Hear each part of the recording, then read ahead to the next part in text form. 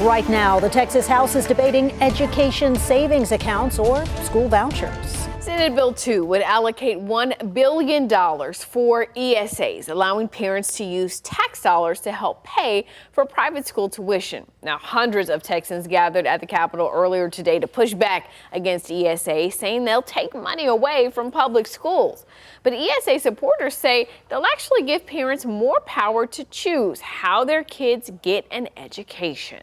KVUE's Daniel Perot has been inside the House chamber all day following this debate. And Daniel, this is a huge priority for Governor Greg Abbott. It is, Quita and Ashley, and the governor's been pulling out all the stops today and over the last couple of days, trying to make sure that the House passes the ESA bill at some point either tonight or early tomorrow morning, including during a GOP caucus meeting this morning before the floor debate started, when he called in a big gun, President Donald Trump. He had President Trump call in and encourage lawmakers to support the legislation. Here's a bit of what the president told House lawmakers.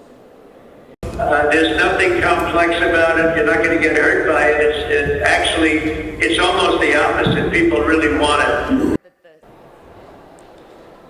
The bill the House is taking up today ties ESA amounts to public school funding levels. So as of now, most students would get about $11,000 per year, but that could change over time. Students with disabilities would get as much as $30,000, and homeschooled students could get $2,000.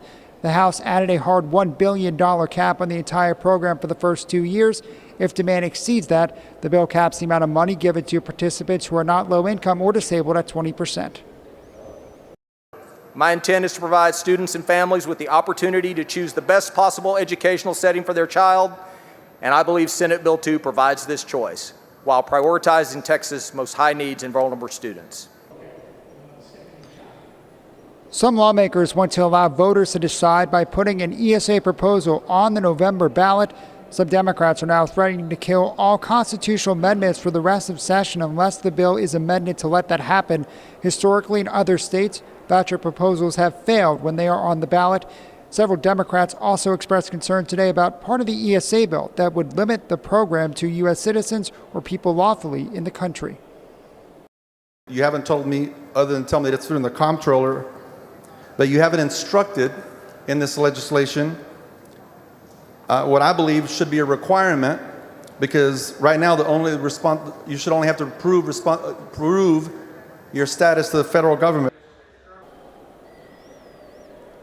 The Senate has passed ESA bills 6 times, but they've always failed in the House. Republican leaders say they do believe they have enough support to pass an ESA bill this time around.